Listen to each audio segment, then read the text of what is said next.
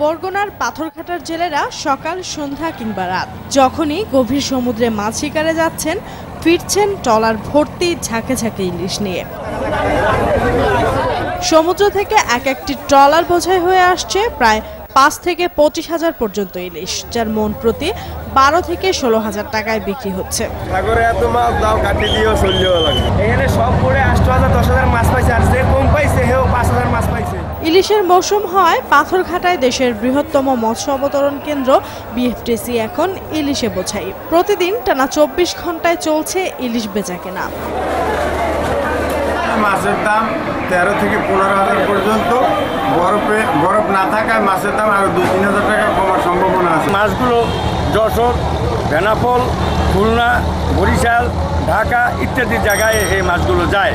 জেলার মৎস্যজীবী নেতারা বলছেন, ইলিশ প্রজনন মৌসুমে প্রশাসনের কঠোর নজরদারির কারণেই এখন এত ইলিশ পাওয়া সম্ভব হচ্ছে। প্রশাসনের উদ্যোগে এই যে বন্ধ রাখছে, অবৈধ জাল উঠাই এনেছে, যার ফলে ইলিশের বৃদ্ধি পেয়েছে। জেলেদের সচেতন করা, সরকারের খাদ্য সহায়তা ইত্যাদির কারণে মা ইলিশ সংরক্ষণ কার্যক্রম খুবই সাকসেসফুল হয়েছে। আগামী ইলিশ প্রজনন মৌসুমে এভাবেই প্রশাসনের কঠোর নজরদারি থাকলে ইলিশ উৎপাদন আরও বাড়বে বলে মনে করেন সংশ্লিষ্টরা।